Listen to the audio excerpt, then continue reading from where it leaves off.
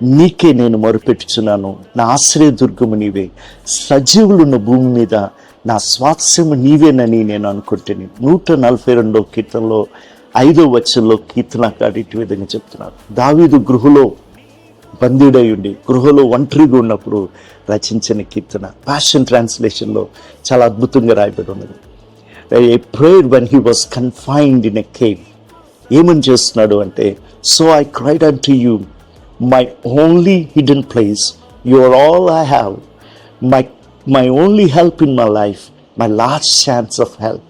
నిజంగా తన్ని కన్ఫైన్ చేసిన ఆ గృహం నుండి తను ఏదైతే ప్రార్థించాడో, సజీవులున్న దేశంలో, విశాల స్థలంలో దేవుడు తనకి స్వాస్యంనిచ్చి విడుదల చేశాడు. I don't know what is confining you, కానీ అక్కడి నుంచి మనం చేయగలిగింది ఏంటంటే, మన ప్రార్థన ఆలకించడానికి మనం మొరపెట్టడమే.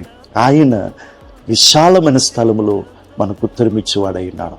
ఆమేన్.